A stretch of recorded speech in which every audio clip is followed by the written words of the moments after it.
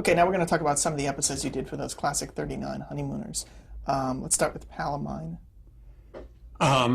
Again, I'm thrown by the title. Do you remember? That's where they fight over the ring. That Ed. Oh, thank you. That was one of my favorites. Did I explain we put the names after we had written the shows and they had been performed because no one can make a distinction as to which show is which, and obviously I'm failing even now with having given a name.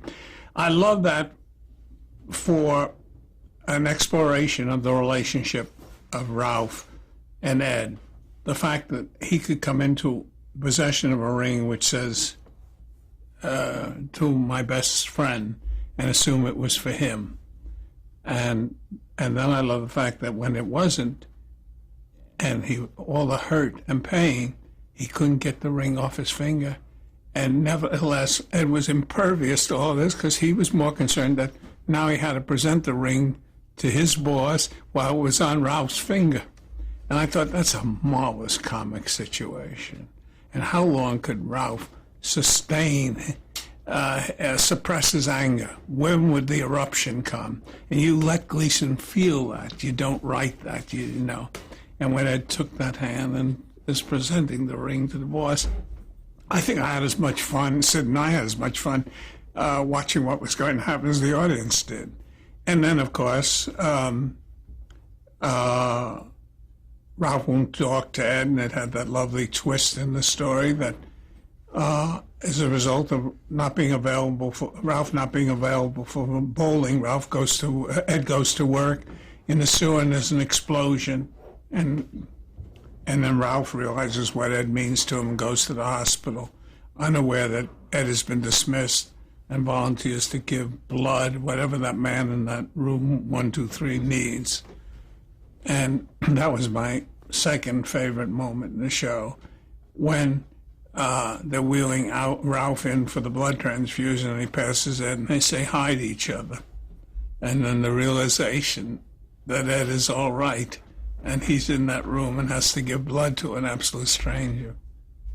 So, also I have another memory. Both men stayed in character. As I said, if something went wrong, they never stepped out of character and commented about what went wrong. And so there was an enormous integrity. And because it was live, it was happening at the moment, the audience respected them for that. And there was some harmony that was established. In this case, Ed, the doctor had helped Ed, and Ed was on his way out. And suddenly Norton turned and said, "Doc," and the actor turned, totally surprised there was no line there. Then Ed said, "RX," and left. And I love that he was speaking medical terms in his mind. I think if you listen on the tape, you'll hear the loudest laugh comes from Sid and me, because none of us knew what he was going to do. But it was typical Norton, RX. So right. Yeah. Can you talk a little bit about the Ed Norton character and how Carney portrayed him? Well, that was one of those blessings that happens. Art is a consummate actor. He lost himself in the character. And as you know, I've worked with him many times since then. And Ed Norton was an original character, and beautifully interpreted by Carney, and also he embellished it with moments from his life. When I asked him about the hand movement, there were two elements combined. His father, in those days, a shirt was very expensive, so you'd buy collar and cuffs, which were less, and you could put a jacket on, and it looked like you had a shirt on, and you would do this so the cuffs would come out, shooting the cuffs that would pull the jacket up, and you see the cuffs. So his father used to do that all the time. The other was, whenever Art brought home a report card that was poor, it had to be signed by his father. And his father was very reluctant to sign it, so he'd dip the pen in the ink and he'd go like this. And he'd alternate, so you could see this became a Norton characteristic based on Art's powers of observation. And then he started to add it to, he was a good piano player. And so we have a couple of times when he had to play the piano. And we added that movement is marvelous when you know what he's supposed to do and he's delaying it for all this orchestration of his hands. And then that led us to believe that the first piece he ever learned to play was way down upon the Swanee River. And that was, I don't know how we worked it out, but that was an important part of our predisposition to doing the $99,000 question. That Norton would have to play the piano, and we didn't know what song he'd repeat all the time, but he'd have to go into the first 4 bars of that song before he could play anything else. And that would drive Gleason crazy, and Gleason would speed up the process. And Norton was a good enough pianist to play it faster when the man was there. So I think it was remembering that it was the genesis or the foundation for the story. How do we get Norton to have to play the piano? And $99,000 turned out to be, it won the Writers Guild Award, and what else? It won a number of awards. Was it an Emmy? I can't remember. Now, how would you indicate in the script that Norton would do those hand movements? Oh, well, we just say, we had a name for many things. I don't remember what we had for Ed's. For example, Jackie had different takes. And if you said the macaroni take, it was 2 of those. And so whatever the first time they did it, that's the name that was given to that piece of business. So I don't remember what Norton's was, but I think the first time he did the piano was when they were writing songwriters. So it was very possible that we said Norton songwriter routine. And so whenever there's a hand bit, the songwriter, he'd know what it was. They wrote in one of the 45-minute Honeymooners, the Get Rich scheme was to write a hit song. And Norton did the lyrics. No, Jackie did the lyrics. And Norton had to have the piano. And they went 50-50. Jackie bought the paper and the pencil, and Norton bought the piano. Yeah. Why was the Get Rich scheme so important to Ralph? Survival. I think that's what allows the Honeymooners to survive, to perpetuate. He was doing battle against whatever system was currently in place. He deserved more than he had. He was conscious and worked hard, and it still wasn't enough. It's what's happening today, the widening gap between what you earn and what things cost. And so that the only solution, the only way out was Who Wants to Be a Millionaire? And the audience identified that and understood that, I strongly believe. Also, they felt slightly superior to him. And Norton lived better than him on probably a commensurate salary. So there was a great deal of waste because he'd invest a disproportionate amount of money in trying to make that killing. Now, there's an episode called Something Fishy where they don't want to bring the wives on the raccoon fishing trip. Yes, and I don't remember a great deal about it, which means that I didn't particularly like it. Or it didn't turn out as I thought it should, or we didn't write it well enough. Any of those are possibilities. You can choose whichever one you want upon reviewing it, re-reviewing it. How about Oh My Aching Back? Where yes, that I liked because, once again, he paid the penalty for telling an untruth. He didn't admit to going to the bowling when he told us he wouldn't, and put them in jeopardy because bad back, he couldn't earn a living. And so there's no one who plays pain better in the annals of stage, television, and movies than Gleason. So just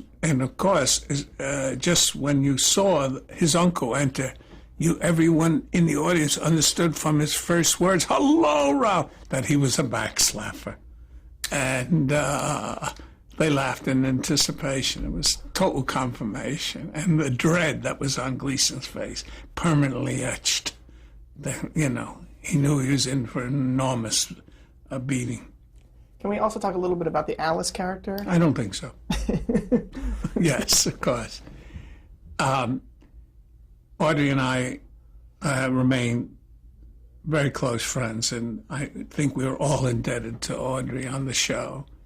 I know I early said that she was the monitor, and she was the mucilage, the glue. You depended on her, and her performance was so consistently good. And she also, because she was attractive, radiated hope. It was, he had something, and only a question of recognizing. He had this marvelous wife, both spiritually and physically, and so that he wasn't the loser he thought he was. And it was only a question of time, hopefully the audience, I imagine, felt before he'd recognize this. And I think it was very important that Audrey portray the character she did. She was never critical of him if he didn't initially attack. She would never put him down gratuitously. She'd respond to his unwarranted assaults. And so therefore she was essentially in the right, and he would recognize it by the end of the show. Gleason was very astute in constructing these characters. So Baby You're the Greatest was always the predictable recognition, but almost the required one. No. How did Audrey Meadows stand up to Gleason in those scenes how did you manage to make Ralph still more sympathetic, even when he's screaming? Again, that's built into the actor and the camera. There's something that tells you that underneath this, there's a good person. There's somebody. And then the fact that she was still there the next week, or she weathered these, or she had the retort that diminished him, or she was responsible when he would say, "I'm the king and you're nothing," and those, "I wear the pants around this house, and your pants would fit around this house." Yes, there was always that marvelous response, and the audience therefore made it permissible for him to berate her because they wanted to hear the retaliation, the next punchline. How about the one called The Babysitter? Is that involve she's earning a living as a babysitter, and he thinks that was pure jealousy plot. Every once in a while he fell back on one of those. We did about 1 or 2 a year. How about A Dog's Life? Oh, I love that because it's true, and I have to give you the events that led up to it. My father-in-law was telling me that on Thursday nights they eat home, and Bianca, Jimmy was saying, Bianca, his wife, my mother-in-law, prepared the dinner, and as he was eating the meat, he said, "Bianca, this is he told me, it tasted very strange." And she was very defensive, and she bought the finest meats, never, ever went to any compromise in terms of food, and very defensive. And then she was chagrined to learn that she'd inadvertently put the dog food in the refrigerator, and that's what she'd used. So she told him, and of course swore to secrecy, was most apologetic, but he couldn't wait to tell it to me. And I said, "Jimmy, that would make a perfect Honeymooners story." So you can't. I said, "But she'll think, you really think she'd be upset?" And I said, "It's too good not to do." So I told it to Sid, and we wrote it. Now we decided we'd invite Jimmy and Bianca to see that show. And it was a rainy night. Bianca almost didn't come, but Jimmy wanted her there, and so he wouldn't let her back out of it. They brought two friends with them, and one friend, Nan, and Bianca had been lifelong friends, and so they're all seated there, and the show unfolds, and they mistake Ralph and Norton mistake the food, the dog food, for a recipe. And Bianca turns to her friend Nan and says, "That could happen to anyone." And Nan said, "Why do you think we're here?" She said, "What?" And then she realized that the story had been told. So from then on, that was her show. There are other classic bits that Gleason does. There's the fainting spell bit that he does. When he's able to spiral and fall. Yes, again, for a man that heavy, he was inordinately graceful and had great body control because, you know, he could flip himself in midair and come down, look like a beached whale. And the fainting was the same. And he was able to break the fall. I don't know where he learned it, but you never saw him put his hand to the floor before he landed. So that was a skill and that he had. Incidentally, we never wrote those into the script. He would only do them when he chose to do them. He would otherwise do a normal reaction. Just as if you remember, if you've ever seen Reggie Van Gleason in the formal dress and a stovepipe hat would dance. But you could never write in that Reggie did this esoteric dance. It only would happen when Gleason felt in the character they wanted to dance. And then the orchestra lead always had to be ready, Sammy Spear, to play the melody. And so it's kind of inspired. And so were those fainting spells. Now, you had a lot of jokes about his weight. You were just saying, when did the first one get in, or was he? It probably preceded me, but no, we would always look for as many of those as we could find, because they were surefire response from the audience. And the more ingenious they were, the better he appreciated them.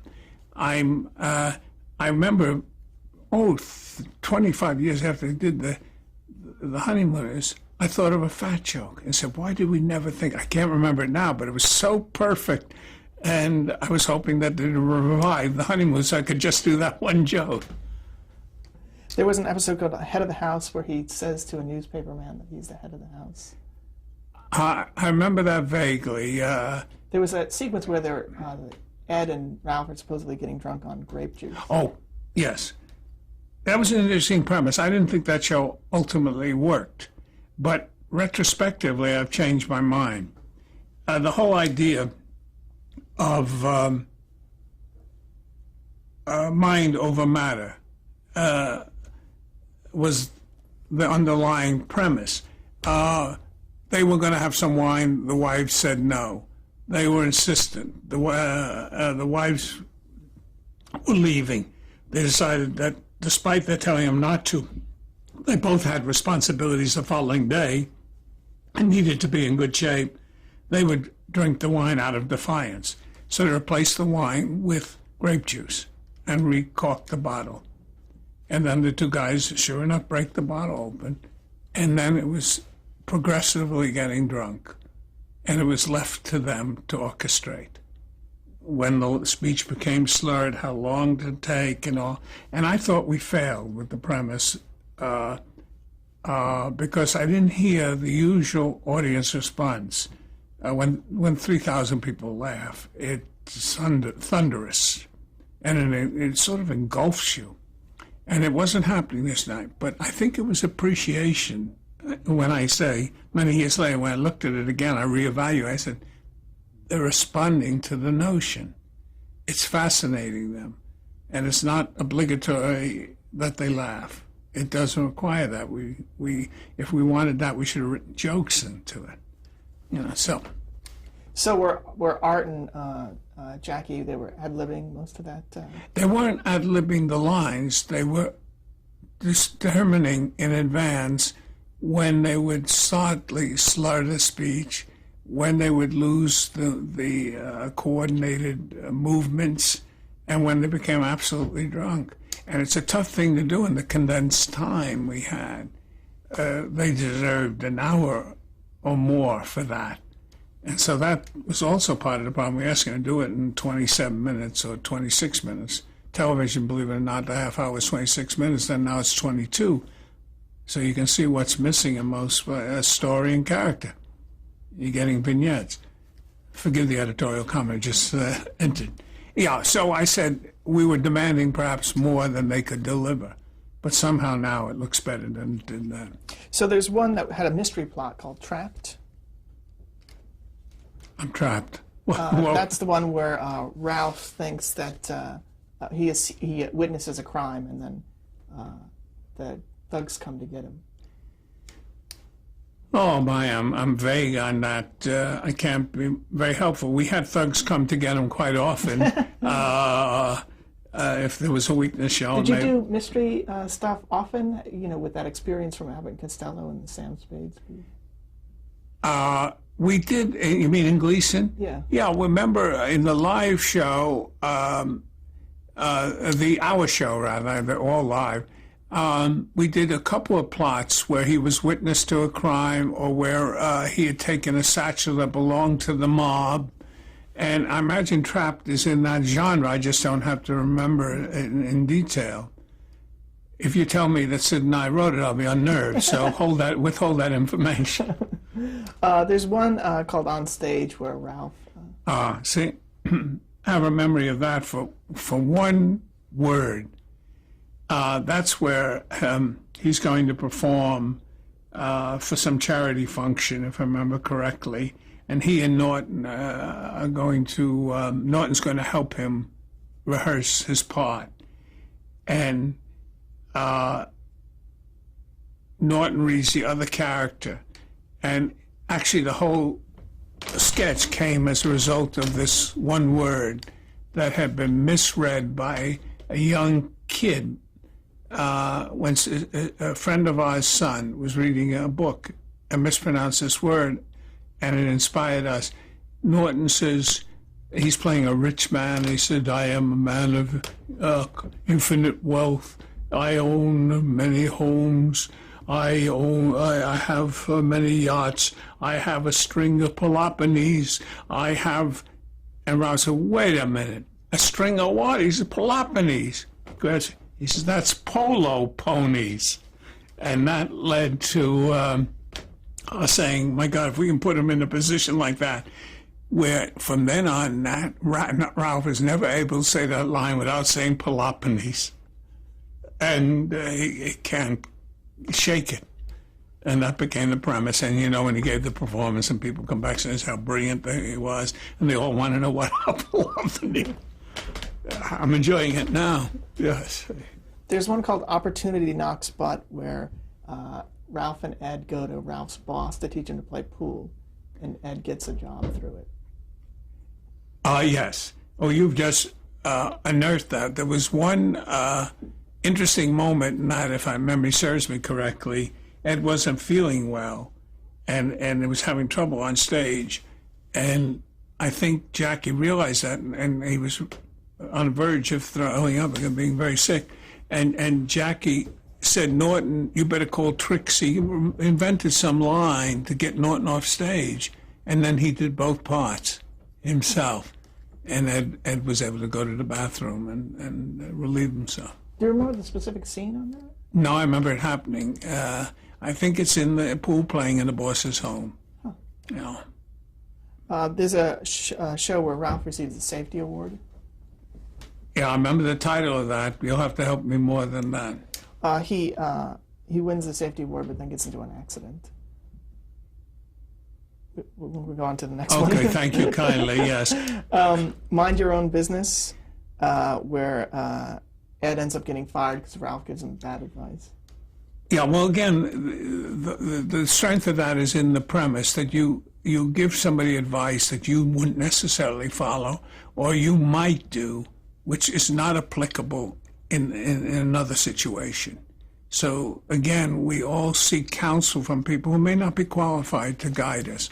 So there was always an attempt at a basic truth to make a show work. That's why I occasionally apologize for the gangster ones.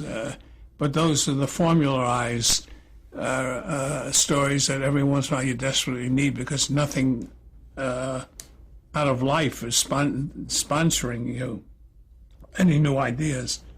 All right, two more I want to ask you about. One's called A Man's Pride, where Ralph pretends he's the head of the Gotham Bus Company when Alice is older. Yes, again, I like that for the vulnerability of Ralph, that a friend of his succeeded and is a success in the world, and a man he didn't admire or think that much of, and now here he is, a lowly bus driver. And instead of being prideful about what he does and does well, he pretends to be something he isn't.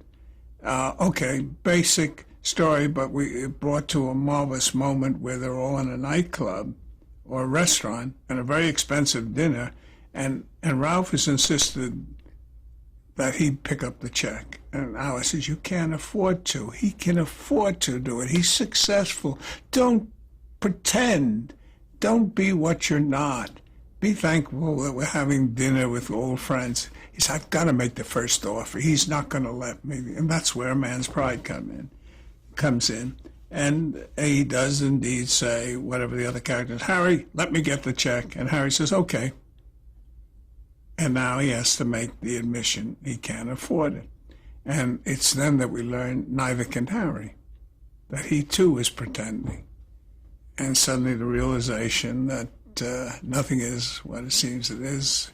We all are unwilling to admit who we are, envy, whatever it is, all the lessons. And so they chip in and pay the check. The last one I want to ask you about is Alice and the Blonde. Yes, I'm